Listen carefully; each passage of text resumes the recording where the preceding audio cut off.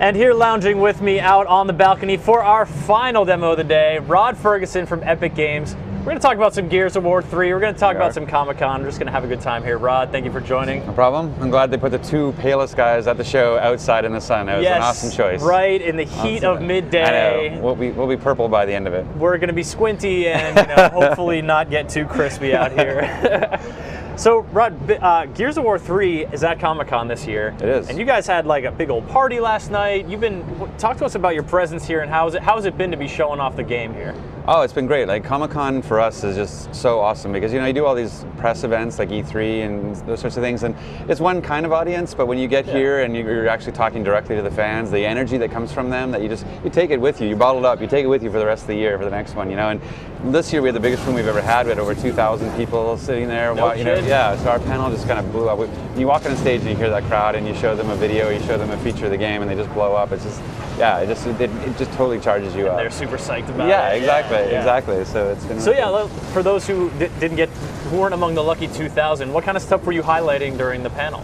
Oh, all kinds of stuff. We were talking about our collaborations with like Ice-T, and his Body Count singles coming out now. Like we took that song he wrote, Gears of War, from Body Count, and we put it into a video trailer for Horde 2.0. We've got we talked about OG Slick, our collaboration with him and the stuff that he's done in terms of put graffiti into the world. And this is like this is his company's shirt. Yeah. So, and just a lot of really cool. And we do a behind the scenes called Crescendo. It's a new video that got released today. It's sort of a making of Gears of War that we showed for the first time in the panel there too. So, and our cast was there. We announced Isaiah Mustafa, the Old Spice guy, is in the game as a voice character. That's right. A couple of my coworkers got pretty excited about that. He's a big hitter on The Office. Yeah. I can imagine. Shirt on or shirt off? I'm assuming shirt off. He's I don't think he wears shirts, does he? They're just there to be, to come off. Exactly. Very cool. All right. So you had the panel, and now. Last night we checked the game out during our Tonight on the Spot broadcast, and you were shown, and people were sitting down to play Horde 2.0. Right. I muffled that up a little bit earlier in the show. Horde 2.0. You heard it here. Right. And so it's different from Horde in that there were a lot of, you sort of earn money as you go through each wave, and then purchase defenses and barricades and emplacements. Yeah. Like, how was that? You guys infused that in. Like, what kind of experience are you trying to create there? Well, it was really looking at how people played the game. So we said, okay, we want to make this game a little bit more. We want more variety, more depth, a little persistence in your experience. But we didn't want to make it too complex. And so we said, well, how are people playing it now? And actually, people were already building bases. Like when you go onto Blood Drive, you go in the grenade room, and people are planting shields at the doors and planting grenades at the doors and trying to hold off the enemy. And that really is that sort of defensive tactic, is the way people are playing. And we're like, how can we enable that? Like, what can we do to help people create those kinds of bases? And so that's where we came up with fortifications, where you can put down barriers, and you can put in decoys, and you can build turrets, and you can build automated sentries, and all this stuff to help you kind of establish this base to take on the 50 waves. And people wanted boss waves, so now every 10 wave is you can fight berserkers and brumoks and all that kind of stuff in the game. Yeah, and when they show up in those maps where you're just sort of used to seeing the locusts come at you, you get some big ones, but then this says boss wave, and you're like, okay, how big is this? Oh my god, that thing is huge. Right, so they pretty well just tear up pretty much every fortification you built up to that point. So now the next 9 waves building again. Building it back up. But in variety, like this time, typically in Gears 2 it was 50 waves of a same sort of enemy set. Once you learned like what Wave 7 looked like, you knew what Wave 17 was going to look like, kind of thing. At least in mixture. But now we have like 5 different buckets of creatures, with the Lambent and the Savage Locust and the regular Locust, and all those getting mixed together. So every time you sit down to play, it's a different experience. Yeah, and it was a fun surprise yesterday when I was just sort of gunning down this lurching monstrosity, when all of a sudden you sprouted up into the giant stalk enemy. Yes, the Lambent. Oh, we're doing that now, are we? Exactly. I'm going to continue shooting. The Lambent were created to help deal with 4-player co-op, because now the campaign has 4-player co-op, and when you have like 4-man guns from humans and they're fighting, you need to find something bigger to take them on. And so now we have this thing that can mutate and grow its arms out and its head up. It can shoot over cover. It can shoot multiple people at the same time. The Lambent were just created to deal with that 4-player co-op. When you have 4 times as many or twice as many guns, leverage, you need something that's going to present a bigger challenge. Absolutely, and that's why the Silverback is something that you saw earlier in the demo that's been playing. Is our mech suit is one of those things too that we said, oh, the Lambent are going to take it up a notch. We got to get the human technology to take it up a notch, and we created this exoskeleton suit with the chain guns on it to go around, stomp around, and blow away things.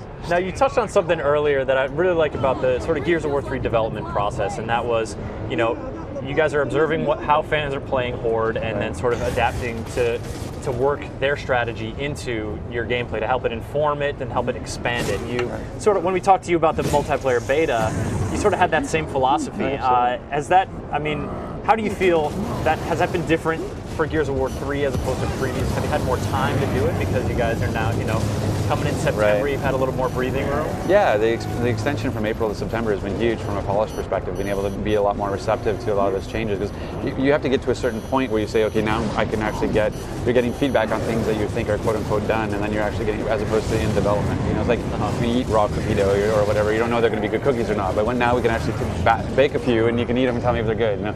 It's a terrible metaphor, but anyway. You can go with it. I mean, I'm getting a little hungry. But, but no, it's been great to have that time, and I think we're also more mature about how you listen to the community. If you just listen to the forums alone, then you get some great feedback, but you also realize it's a vocal minority, and you have to think about the greater good as well. And so balancing what you're hearing on Twitter with when you play and what you see and other perceptions. And we also, with the beta, we got so much data, like we basically tracked every bullet that was fired, and so we can actually see, like, oh, you feel that way, but the data shows, like, people are like, oh, you completely hurt the Gnasher because you made the assault rifles more powerful, and you're like, nope, Gnasher's still the number one gun. See how many people are getting killed with the Gnasher? Exactly. Yeah. So it's having that ability to try to find a balanced way of getting it. And certainly that avid fan base, that all the people who love to play the game, who soak up every detail. Right. That's a great source of information for you guys and a great resource.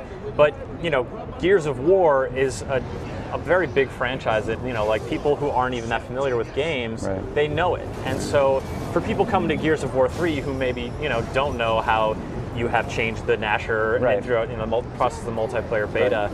You guys are also working on making it accessible to folks who, don't know how to roll and jump over cover and all that stuff in the drop of a hat. Yeah, absolutely. One of the things that we didn't have in the beta, but we have going into ship, is we actually created a separate area for people who haven't really played that much. And so we actually will go back and look at what achievements do you have in Gears 1? What achievements do you have in Gears 2?